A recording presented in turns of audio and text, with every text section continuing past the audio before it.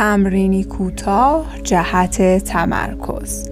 مریم هستم از مرکز بین‌المللی آگاهی و مدیتیشن نورا. بدون توقع و یا پیش داوری این تجربه رو امتحان می‌کنیم. هدف از این تمرین پاکسازی ذهن از آشفتگی و افزایش تمرکزه. چشمانمون رو میبندیم و یک نفس عمیق میکشیم.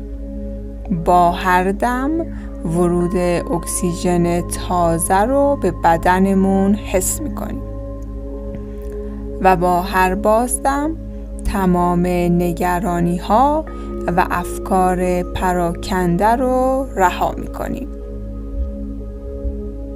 حالا توجهمون رو به طریقه پر شدن و خالی شدن شکم حین دم و بازدم میدیم. دم،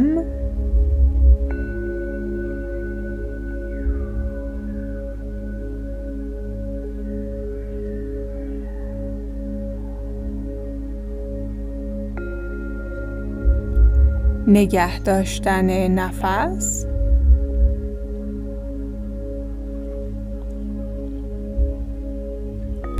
و بازدم.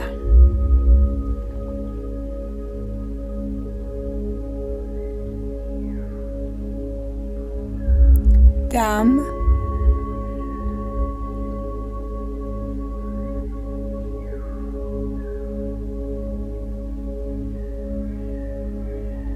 نگه داشتن نفس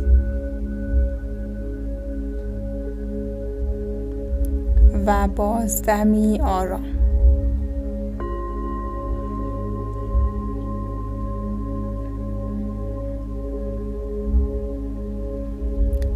دم،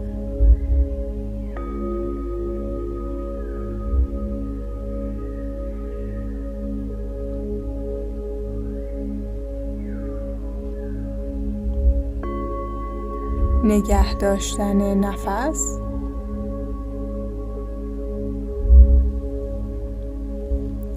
و بازدمی آرام و عمیق.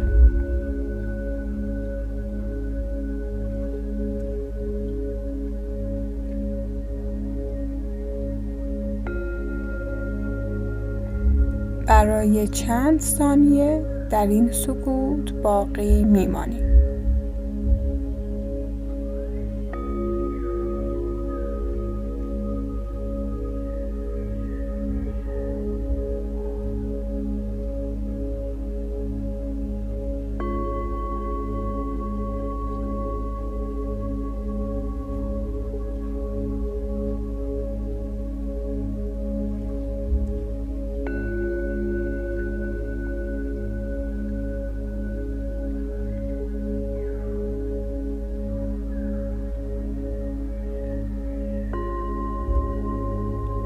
حالا آرام چشمهایمون رو باز میکنیم و این احساس تمرکز رو با خودمون حفظ میکنیم.